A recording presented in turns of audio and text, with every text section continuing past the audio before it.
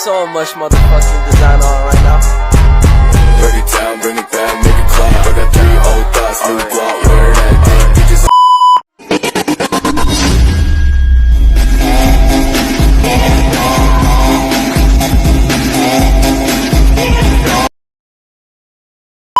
Komunikasi dalam organisasi merupakan sikap saling tukar pikiran dan sikap saling tukar pesan antara rekan-rekan dalam organisasi, yang dimana tujuannya untuk saling pengertian dan mencapai satu kata mufakat.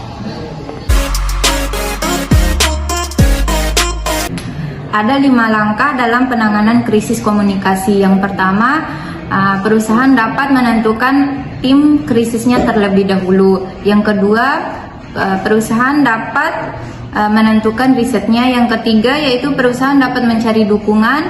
Yang keempat, perusahaan dapat melakukan komunikasi publik dan pesan positif. Dan yang kelima, yaitu perusahaan dapat mengubahnya menjadi kesempatan.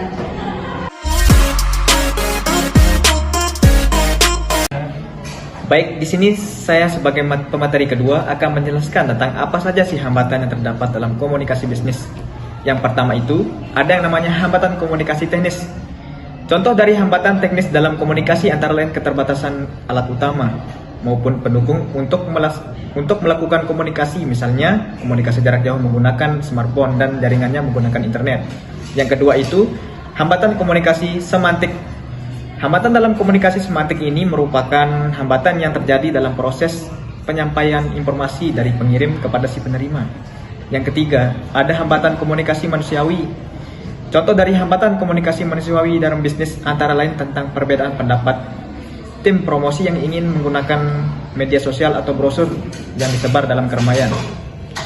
Kemudian yang terakhir ini, ada yang namanya hambatan komunikasi terkait kultur perusahaan. Hambatan ini merupakan hambatan yang situasional terjadi karena adanya faktor sosiologis, antropologis, psikologis, dan ekologis.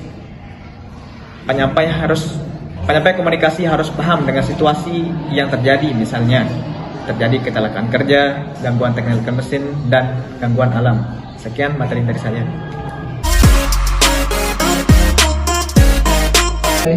Penentuan proses komposisi dalam penulisan pesan bisnis. Terdapat 3 tahap dalam penulisan pesan-pesan bisnis, yaitu yang pertama ada perencanaan. Jadi dalam tahap ini dirancang hal-hal mendasar seperti maksud ataupun tujuan komunikasi. Pada dasarnya proses komunikasi memiliki 3 tahapan penting yang harus diperhatikan, yaitu mendefinisikan tujuan, menganalisis audiens, kemudian memilih saluran dan komunikasi yang akan digunakan. Yang kedua yaitu pengorganisasian. Tahap selanjutnya adalah mengorganisasikan ide-ide, kemudian menuangkannya ke dalam bentuk draft. Maka dari itu perlu diperhatikan penggunaan kata-kata, kalimat, dan juga paragraf yang sederhana, mudah dipahami dan dimengerti, kemudian dilakukan oleh si penerima pesan. Kemudian yang terakhir yaitu revisi. Jadi perlu diperhatikan apakah kata-kata, kalimat, atau paragraf tersebut sudah diekspresikan dengan benar. Jika belum sesuai, maka perlu dilakukan pengecekan ataupun revisi seperlunya.